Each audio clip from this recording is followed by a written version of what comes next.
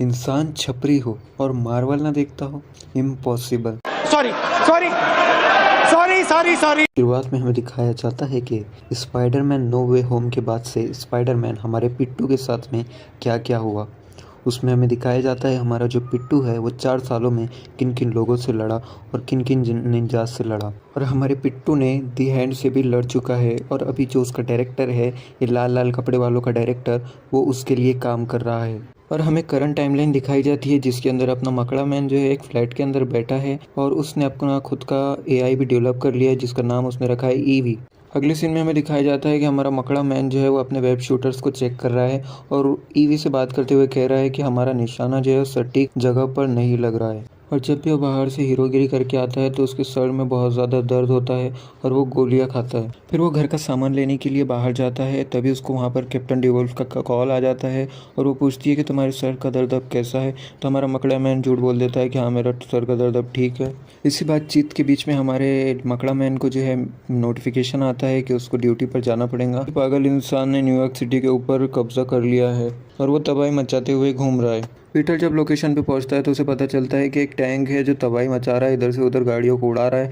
वो टैंक को किसी भी तरीके से रोकता है और उस बूढ़ी महिला जो उसमें थी उसको बाहर निकालता है। तभी हमें पता चलता है कि वो महिला जो है वो आम महिला नहीं है, वो लोगों के दिमाग के साथ खेल सकती है। और वहाँ पर एक क्रिमिनल को हेलीकॉप्टर से कहीं लेकर जा रहे थे, तभी वो पुलिस ऑफिसर के दिमाग के साथ खेलती है और उससे बुलवाती है कि इसको अब नहीं लेकर जाना है। और पीटर के साथ दिमाग के साथ भी वो खेलती है, लेकिन पीटर के दिमाग के साथ वो ज़्यादा नहीं खेल पाती क्योंकि हमारा पीटर मकड़ा मैन है और वो 2017 में पहुंच जाता है जिसमें उसको पुरानी ज़िंदगी नज़र आती है। और फिर वहाँ पर हमारे पीटर की जो है पुरानी ज़िंदगी ख़त्म हो जाती है। भाई ये तो शुरू होते ही खत्म हो गया यार। फिर वो पीटर से कहती है कि टैंक के अंदर एक बम था जो मैं तुम्हें बताना भूल गई, और वो बम अचानक से फट जाता है। फिर वहाँ पे कैप्टन डिवोल्फ आ जाती है जो कि स्पाइडरमैन से कहती है जो कैदी वहाँ से फरार हुआ है स्कॉर्पियन, उसको हमें जल्द से जल्द पकड़ना होगा। तभी हमारा पीटर जो है निकल पड़ता है सीआईडी की तरह उसके बारे में सबूत ढूंढने, और वो जाकर मिलता है येलेना से। येलेना से बात करता है कि माइंड कंट्रोल कैसे होता है, क्या होता है।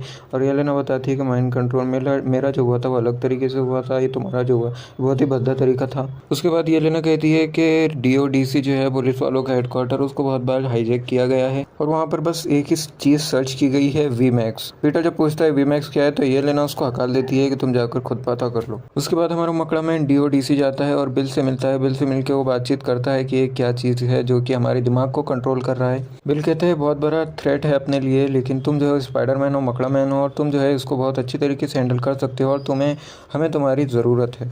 फिर पीटर बिल से पूछता है क्या वो वीमैक्स के बारे में जानता है, लेकिन बिल कह देता है कि नहीं। फिर अगले दिन हमें दिखाया जाता है कि पीटर जो है कैफ़े के अंदर बैठा हुआ है, तभी वहाँ पर नेट दिख जाता है उसको। नेट जो होता है उसका पुराना दोस्त होता है और नेट बात करता है कि मुझे जो है किसी की पार्टी में जाना है, और पीटर जो है समझ जाता है कि वो एमजे की पार्टी में जाने की बात कर रहा है और पीटर जो है एमजे को फॉलो करना शुरू कर देता है। फिर हमारा पीटर जैसे ही एमजे से मिलता है वो अपना नाम मेनार्ड बता देता है, तभी वहाँ पर एमजे का बॉयफ्रेंड भी आ जाता है और ये देखते ही हमारा पीटर बिल्कुल मजनू बन जाता है और वहाँ से पार्टी से बाहर निकल के बिल्कुल मजनू की तरह इधर उधर भागता फिरता है और वापस से अपने घर चला जाता है और उसको बहुत ज़्यादा चक्कर और सर दर्द आते हैं और उस वजह से वो बेहोश हो जाता है। और अगली सुबह जब वो उठता है तो खुद को एक वेब के अंदर ट्रैप पाता है। वो उससे निकलने की कोशिश करता है और धीरे धीरे वो देखता है कि उसके अंदर से नेचुरल वेब निकल रहा है। वो बहुत ज़्यादा कंफ्यूज हो जाता है और वापस से अपने फ्लैट पर चला जाता है और ईवी से पूछता है कि उसके साथ क्या हो रहा है। ईवी उसे बताती है कि बहुत ज़्यादा टेंशन और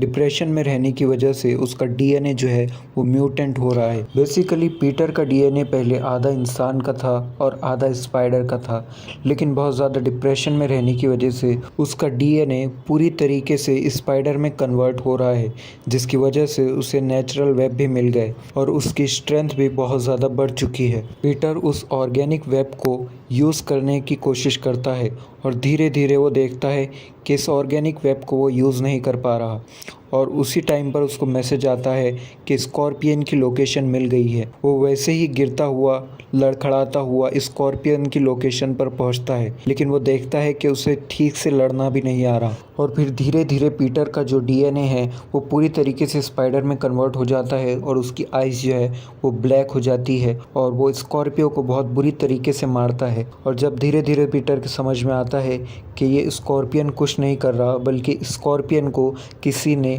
माइंड कंट्रोल किया हुआ है। पीटर सोचता है कि उसे जो स्पाइडर का म्यूटेंट मिल रहा है ये उसे रोकना होगा और वो रोकने के लिए वो मिलने के लिए जाता है ब्रूस बैनर के पास। पीटर बैनर को उसका नकली नाम बताता है पेट लीड्स और वो उसे उसके एनिमेटर डिवाइस के बारे में भी पूछता है। पीटर ब्रूस बैनर से सलाह लेने के बाद खुद की एक चिप डेवलप करता है जिससे स्पाइडर का जो म्यूटेंट डेवलप हो रहा था वो रुक जाता है।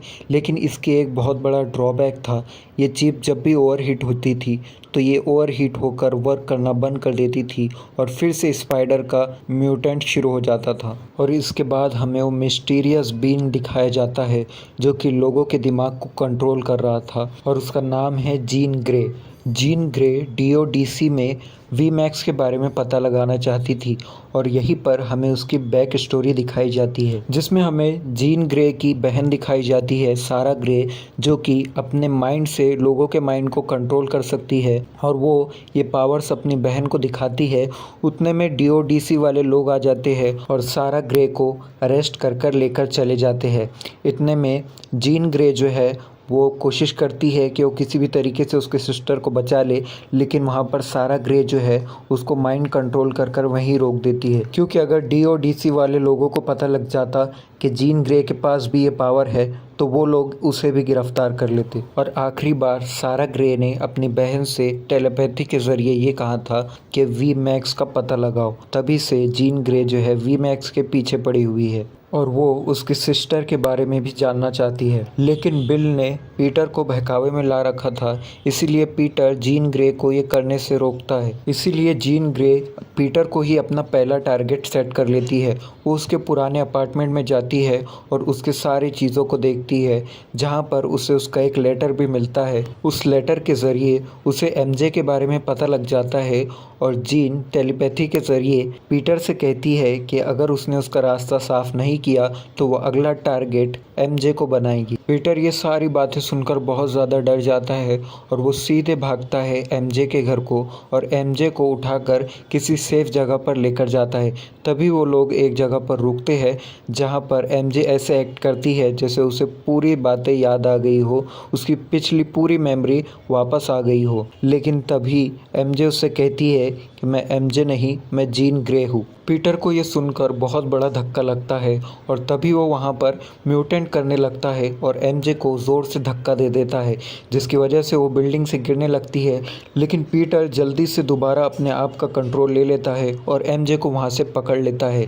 तभी वहाँ पर हमें कार दिखाई जाती है जिसमें जीन ग्रे जा रही होती है और वो उससे कह रही होती है कि मेरे रास्ते से हट जाओ। लेकिन ऑब्वियसली हमारा मकड़ा मैन कहाँ मानने वाला था, वो उसको सबसे पहले एमजे को एक सेफ जगह पर लेकर जाता है। यहीं पर पीटर और एमजे काफ़ी ज़्यादा बातें करते हैं और पीटर बताता है कि जीन को कैसे रोका जा सकता है। वो बताता है कि एनिमेटर चिप जो है वो हम जीन ग्रे के ऊपर लगा सकते हैं, जिसकी वजह से उसका म्यूटेंट रुक जाएगा, जिसकी वजह से जीन अपने पावर का यूज़ नहीं कर पाएंगी। पीटर कहता है एमजे से कि इस चिप के अंदर एक प्रॉब्लम है कि ये सिर्फ 30 मिनट तक चलती है। वहाँ पर एमजे पीटर की मदद करती है और वो कहती है कि ये तुम्हारे मास्क के रेडिएशन की वजह से ज़्यादा गर्म होती है, जिसके बाद वो दोनों मिलकर इस चिप को फिक्स कर लेते हैं और उसके बाद स्पाइडरमैन निकल जाता है जीन की लोकेशन ढूंढने। जीन ग्रे डीओडीसी की एक बिल्डिंग के अंदर होती है और वो हल्क को माइंड कंट्रोल करके अपना काम करवा रही होती है। तभी वहाँ पर स्पाइडरमैन पहुँच जाता है और जीन ग्रे को कहता है कि मैं तुम्हें काम करने से रोकूंगा और वो चिप लेकर उसकी तरफ बढ़ता है। उतने में जीन ग्रे हल्क को माइंड कंट्रोल करके उस पर अटैक करने के लिए बोलती है और यहाँ पर हमें हल्क की और स्पाइडरमैन की फाइट दिखाई जाती है। तभी एमजे पनिशर से कहती है कि तुम्हें भी उसकी मदद करने के लिए जाना चाहिए और जब पनिशर उसकी मदद करने के लिए जाता है तो जीन ग्रे उसको भी माइंड कंट्रोल करके